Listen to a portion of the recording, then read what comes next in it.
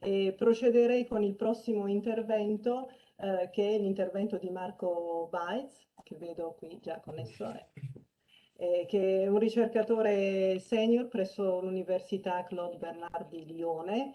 Marcos ha conseguito il dottorato in Italia all'Università di Trento e poi appunto si è trasferito a Lione e nella sua ricerca si è sempre occupato di accessibilità, di inclusività, in generale ecco, dell'aspetto umano della tecnologia.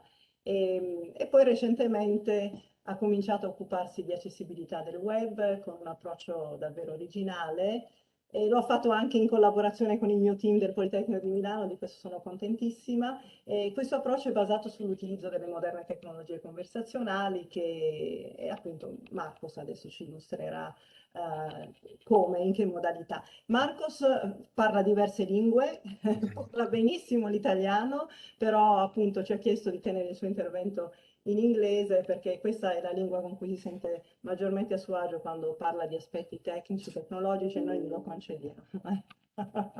Prego, Marco. Grazie Mister all'invito e grazie anche per il riassunto perché forse il caffè anche chiariamo in italiano, però poi quando devo spiegare proprio in scientifica è un po' più difficile. Prima forse ce la facevo, poi è un po' che non sono più in Italia, quindi faccio fatica adesso. Provo a condividere le mie slides. Aspetta che forse anche qui. Ah no, ce la fai, bene, benissimo. Ecco, non so se... Vediamo. Sì, vediamo.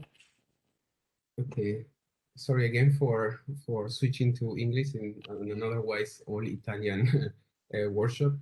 So I just wanted to talk to you about you know a recurrent theme actually throughout this workshop is how you know machine learning and AI can actually help bring perhaps a better experience for people who are traditionally challenged by let's say traditional interaction styles, for example, those based on a graphical user interface. And I wanted to talk to you in particular about a new interaction paradigm for the web that what we call conversational web browsing, where the idea is to enable users, and as I said, a very inclusive set of users, to talk to websites. The idea is essentially to allow users to access the content and functionality of a website by simply expressing their goals in natural language. And this is something we are doing with a very diverse and team. It's a collaboration between the University of Claude Bernard and also Politecnico di Milano. And today I just want to talk to you a bit about the motivations and the vision because I mean I don't have much time. So probably the first question is, why do we need a new interaction paradigm for the web? So what's wrong with the way we browse the web today? So well, when we come to a website, for example, it's the way it works is quite simple. We are in this website, we are looking for reviews for an audiobook. What we do essentially is just to scroll down till we see what we are looking for. As we can see, the experience in the web is very, very much visual. And what's happening here is that we come to the website with a specific goal in mind and use all the features and structure of the website in order to accomplish this goal. And as you can imagine, this doesn't translate well for all types of users in scenarios. And for example, blind and visually impaired users, they access the web in a completely different way. As it was mentioned before, there is this type of assistive technology that essentially help translate interaction in a visual medium in some other channels that are available to the person interacting. So, but the experience is completely different. So just to illustrate what the experience would be using a screen reader, which is a prominent assistive technology. I don't know if the audio is going to work. but I hope you can follow at least the box that is at the bottom, which is showing what is being said aloud.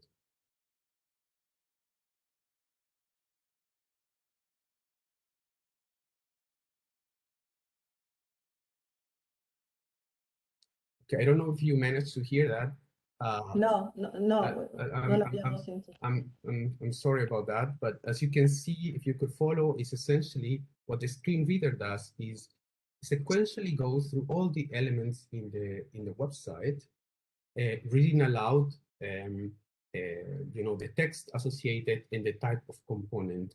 And just to show you a very specific example, like for example here, essentially the user is told, this is audible.com reviews. You are in a tab, essentially. This one is selected. There is one of 3 tabs available, right? And what you see here is essentially that blind and visually impaired users interact at this very low level in terms of the structure and even the state of the navigation. And people can be amazingly good at this. But as we have seen in our studies and what it was mentioned before, people are diverse. They might be faced with problems, different times in their lives. So, which can introduce even barriers for using, for example, assistive technology. But what I want to get at is that the experience is just not the same.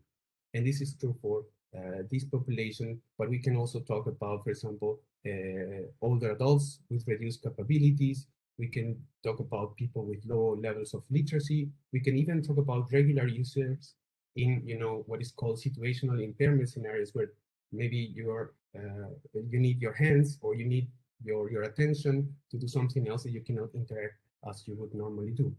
And what we are proposing here is essentially a departure from this traditional method of interaction that is very much attached to the graphical user interface. And that requires user to really translate their goals into very low levels interactions with a web page, and instead allow them to express their goal directly to the web page.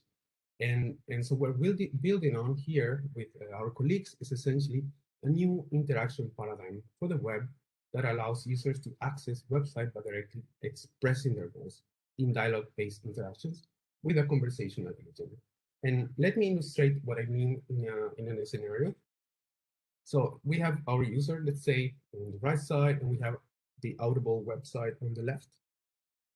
And what is happening at this point is, let's say the user comes to the website and the user can express the request in natural language. For example, I'm looking for new book releases, right? So this is just what the user wants and expresses directly. So what the system in the middle, so this agent mediating the interaction between the user and the website should do at this point is should interpret what is called the intent, usually in conversational AI, and which is essentially what the user is trying to accomplish. Then, once we understand the goal of the user, we need to then perform the appropriate interactions on the website, clicking, scrolling, extracting information, all of this on behalf of the user, so that we can then elaborate the response. And so the dance will continue, the interaction with the user. So this is the vision. And what we see in the middle, we just call generically an agent. But we can think of this as a non-visual browser, for example, a conversational browser, or it can be even a skill for Alexa, or it can be an extension to an existing screen reader that actually acts as a support to the otherwise more traditional type of interaction. And this is what we call conversational web browsing. And this idea, of course, opens up a lot of interesting challenges. And the way we are going about is essentially by addressing what we consider two equally important aspects. And of course, starting from the human at the center, the question is, how do we design effective conversational access to the web? So we are talking about a new interaction paradigm for accessing the web. So we need to understand what are effective design patterns what are the guidelines for designing such type of experiences, but even more basic questions such as, is this paradigm useful at all? For what type of users? And what type of scenarios, and in what forms should such a solution be delivered to the users? And the second one is a bit more technical. It's about how do we turn actually these web pages into dialogues with the users. And here we are talking about concepts, techniques, algorithms, and even extension to technical specifications that so that, for example, the HTML can not only serve graphical interfaces but conversational interfaces, right? The same way the HTML in the web pages serve, the desktop version and serve the mobile-friendly version. Maybe we have a chatbot-friendly version in the future. So these are kind of, broadly speaking, some of the, themes they are following. There are much more, of course, but these are two that I wanted to stress. And I wanted just to tell you briefly what we are doing, especially with our colleagues at Politecnico di Milano, and in collaboration with WICI, which is the Italian Association for Blind and Visually Impaired. We are running some, observational studies and also design exercises with them. We run structured interviews. We are currently still running a large-scale survey, and we're also having this design exercises to test some design hypotheses with some mockups and prototypes. But I can briefly tell you about the first phase and some initial observations. So where we are trying to understand essentially the needs and challenges of the population, focusing on the opportunities and barriers to access digital services through different type of technologies, as we said, assistive technology, but even conversational AI, this new type of AI powered devices and so on. So these are, as I said, so some observation. I would really love to spend time here, but I would maybe just fly over them because it's I don't have much time. So one of them is a repeating theme in the workshops. Accessibility is not equal to usability, in the sense just making a website compatible with the latest standard doesn't make it usable. And this is something that was a recurrent theme even in the conversations with our participants. They say yes, especially when you go to a public administration website, the tags are all there, but then if you want to find something, oh, that's a different story, right? So, and then regardless of whether the site is accessible or usable or not, part of the process of interacting with a website requires user to build the mental map of what the website offers. And this is a very challenging and time-consuming thing, especially because they essentially need to navigate the entire structure of a website to gain this map of what is offered. And this is knowledge that is not always transferable, in the sense that, for example, for a sighted user, once you have seen enough news website, the next one you kind of know how to use it, right? But this is not necessarily the case for blind and visually impaired users. And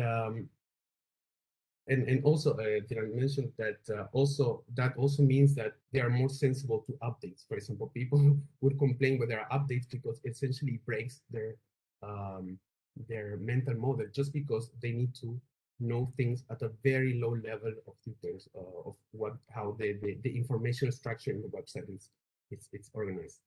And then, of course, there's interesting dynamics and patterns of use when it comes to different type of mediums to access digital services, from websites to apps to personal assistants, gravitating, towards websites when, because there is everything you need is there, but it's not very accessible or usable, to then having apps which focus, usually for specific services, to then personal assistants, which are very usable, very natural, but the services that are available are very limited. So you would see people, depending on the need, gravitating in this continuum of services.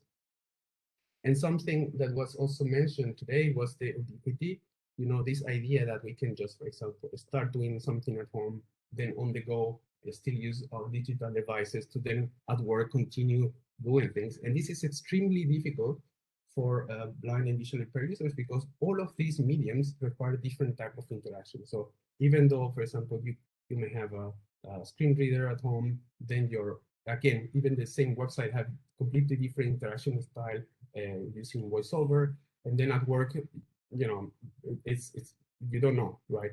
To the point that one user told us that he always have the configuration of the screen reader in a USB stick that he would take everywhere. So just to illustrate what are the hardwares. And coming into AI, conversational agents are very useful, but yet limited. We talk about that the services the number of services are limited, but there are also problems in terms of interactions. But what is interesting is that people are willing to make peace with this limitation, if it brings value. So to them, it's much better, it's much smarter, what's happening. So they are willing to overlook some aspects, which we can see is also maybe even concerning things. There are privacy concerns. Well, there are even limitations in NLU, limitations in terms of services. But what we have seen over and over is people trying to adapt to the technology instead of technology trying to fit the needs of users, to the point that some people would defend the technology. Yes, I have some problem with Alexa, but I don't express myself correctly, things like this. And this really is perhaps some thought for discussion, how what's the role of ethics and ethics by design, and protecting users who might not be aware of consequences. And of course, based on this, we are also running some exercises of design. I'm not going to go through this because I just don't have the time, but we have different categories of support that try to improve from having a better, let's say, screen reader to actually enable, better natural language, interaction with content and metadata, to enable workflows, enable operations, to give more control to blind and visually impaired users over the experience. And here, for example, we can even fit maybe a transparency aspect like this. And I would have some comments also about issues and in current AI and accessibility issues in AI, if you want to discuss later. And just briefly telling you about approaches, the more technical aspect. Yes, we are following different approaches, from trying to make the web pages, as I said, embed annotations so that they are bot friendly, to approaches that are completely automatic, in the sense, what can we do automatically if there were not other approaches, not metadata. And so these are some approaches. And we, of course, have some ideas on how to do this that we are, for example, you're invited to check out this paper. But before leaving, I just wanted to, leave you with a comment that emerged from one of our studies that I think captures beautifully what we are doing this and why this is important. Vorrei che la grafica non fosse una barriera di navigazione, la grafica non mi interessa. Just paraphrasing this, the graphical interface should not be a barrier for them in browsing the web. Graphical interfaces bring no value to them. So the question for us is, why should this be the center of their experience? And with this, I thank you for your attention. Grazie Marcos. Hai lanciato diverse provocazioni